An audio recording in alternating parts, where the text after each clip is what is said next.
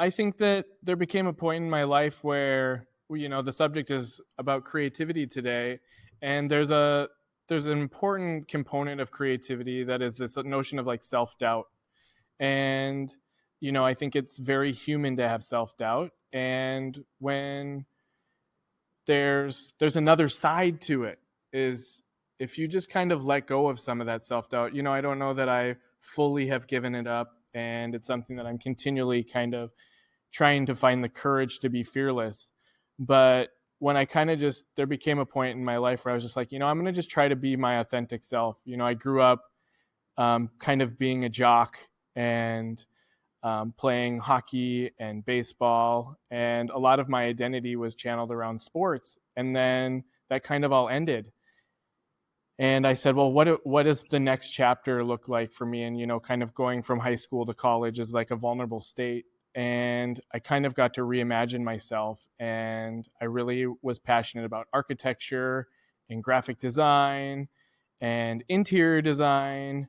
And I loved cars. And all of this just kind of manifested in me kind of rebuilding myself. And because we're always evolving as individuals. And so I kind of started seeing people, and I was like, I kind of like that person's vibe. And when I think about being a professor, I've had wonderful professors, and I wouldn't be where I am without the wonderful mentors that have helped me along the way. But when I'm in the classroom, I'm always trying to be the professor I wish I had. And it's just a way for me to establish a vision for myself, so to speak. I've had wonderful parents, but I have 4 children, and I'm always trying to be the dad I wish I had, even though I have a great dad. You know what I mean? And so I'm saying, well, what does that look like? And it's, trying to create kids that are respectful, responsible, grateful. They participate in the world, and they too have the courage to follow their dreams, but it's important for me to practice that. And so I started dressing fun and just trying to take pride in things, and maybe partially the way I look, but it's also a manifestation of what's going on in my mind, because I love I love creativity, and I love design, and I love art, and why not wear it on the outside too? Satchel, my mother made all the Griffin boys take Latin in high school, and I took Latin for 2 years. Yeah. And the very first phrase I ever learned in Latin, and it's probably one of the only 2 phrases I still remember, was "Vestis virum reddit," which is "clothes make the man."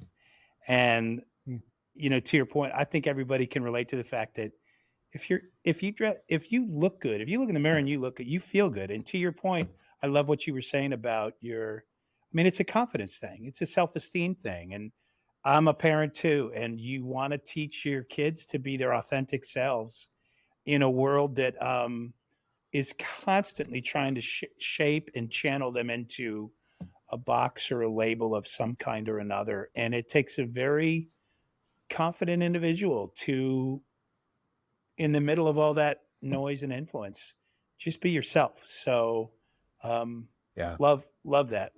Love this conversation. I also think it's so interesting that from like, you mentioned that you had been a jock, and there's this stigma around even vulnerability as being a jock, because you've got to maintain a certain persona and carry yourself in a certain light.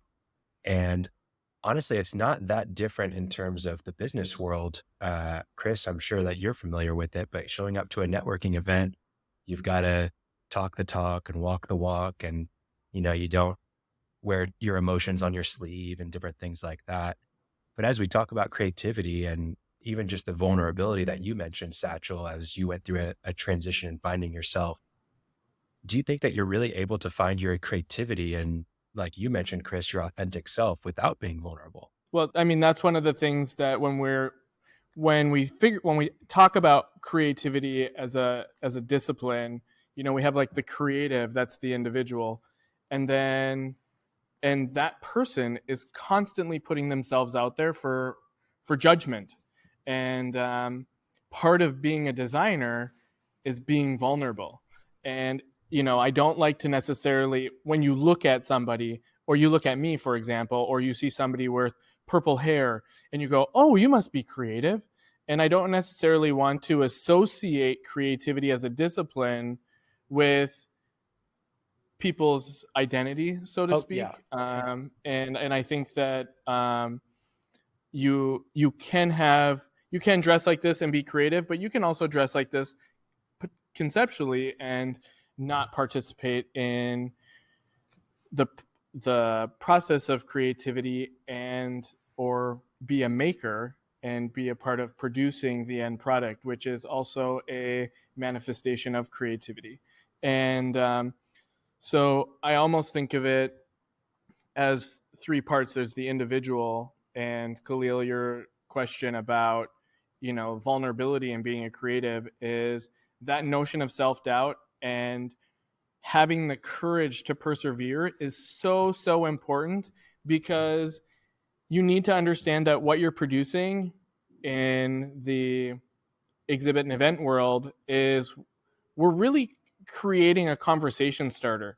When we design something, we're often designing it with the client, and if we're trying to co-create. And so there's a little bit of vulnerability there too, because you may think that the client is maybe on the wrong path, or they're providing suggestions that you're maybe not aligning with, and you have to find a way to almost pick your battles and making sure that we're moving the project forward, and we're also being good listeners, and we're also being able to use the elements of art and principles of design to make sure that we're creating a really, really great experience.